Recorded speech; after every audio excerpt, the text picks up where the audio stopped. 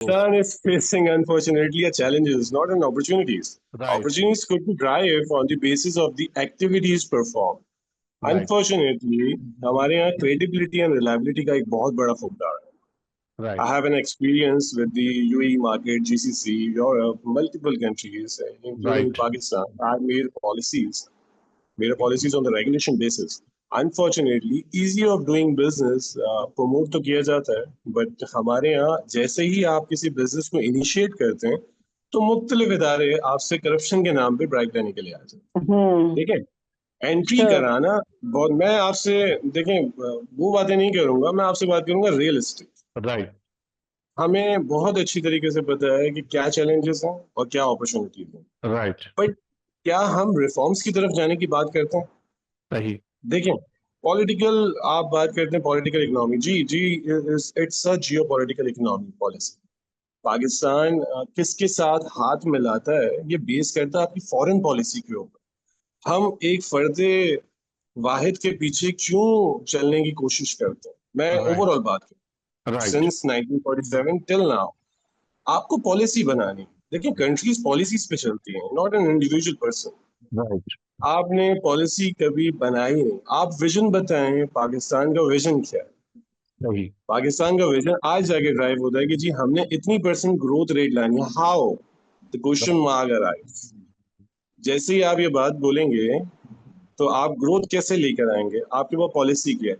Unfortunately यहाँ education की बात हो रही है. आई एम एन इकोनॉमिस्ट, मैंने पीएचडी की, मैंने राइट लीगल पढ़ा, मैंने राइट मल्टीपल बड़े काम किए, रिसर्च पेपर्स बताए, लेकिन आप मुझे एक बात बताएं, मैं एक अनस्किल्ड आदमी हूँ. हाउ? पीएचडी करने के बावजूद, एमबीबीएस करने के बावजूद, लॉ पढ़ने के बावजूद, इसका मतलब आपका एजुकेशन सेक्टर बिल्कुल फेल.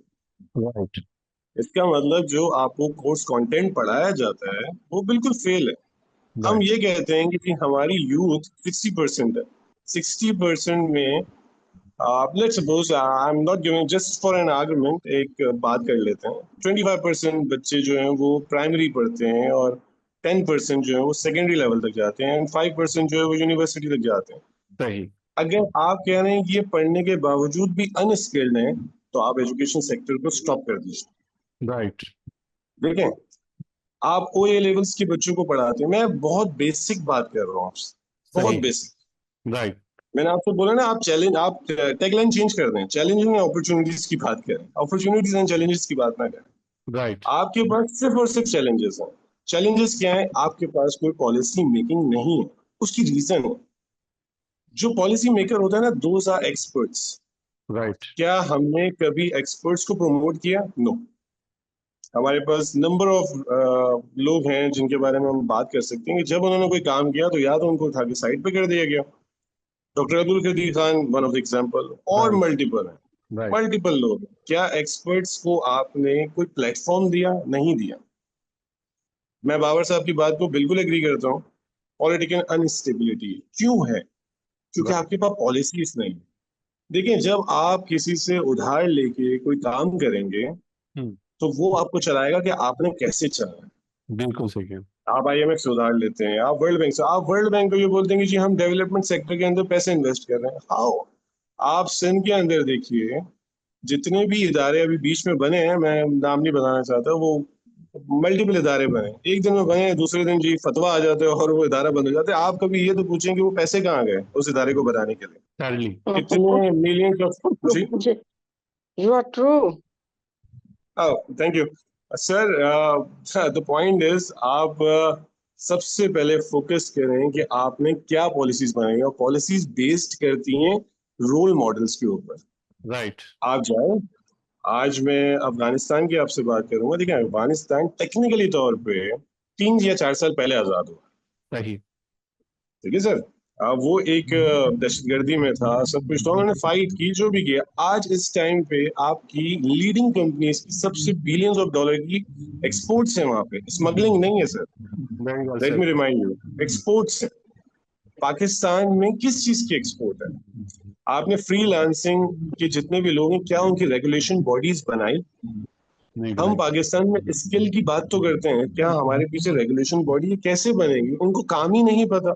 मैं आपके साथ एक अपना पर्सनल एक्सपीरियंस शेयर करता हूँ, मेरे ख्याल से शायद पर्सनल एक्सपीरियंस में बात समझाना आसान हो जाए। जी प्लीज। एक क्रैकडाउन हुआ इमरान खान के दौर में, इमरान खान साहब के दौर में, कि जी राइट जो स्मगलिंग शुदा पेट्रोल पंप्स हैं उन सबको सील कर दिया जाए। तो वन डे नोटिस पे 6000 पेट्रोल पंप पूरे पाकिस्तान में सील हो गए। राइट सील होने के बाद most of the people comes to me, क्योंकि मैं उनके क्लाइंट्स भी हूँ उस कंपनीज का, उनकी कंसल्टेंसी भी देखता हूँ। वो मेरे पास आते हैं, वो बोलते हैं कि जी हमें क्रिमिनल चार्जेस लगे हैं, हमें इस केस से बाहर निकाल। ठीक है, निकाल दिया।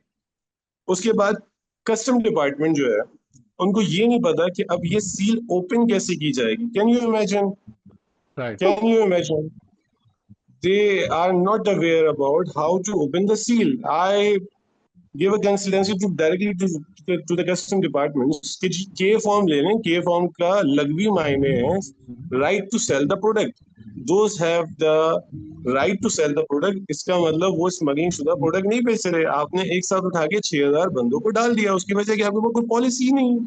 राइट आप इस चीज को समझें, आपको सबसे पहले पॉलिसीज बनानी पड़ेगी। पॉलिसीज बनती हैं लोगों को देख के। आप उन कंट्रीज को देखें जिन्होंने आपके साथ आजादी ली, राइट जिन्होंने फोकस किया। देखिए, नेशनलाइजेशन एक बड़ा अच्छा वर्ड है। आप किसी भी कंट्रीज में जाएं, वहां के लोग अपने आप को उस कंट्री का बाशिंदा मानते हैं। देखिए, राइट अनफॉर्चुनेटली इस बात को समझिएगा, we are Pakistani but we are not Pakistani, we are only Pakistani on document।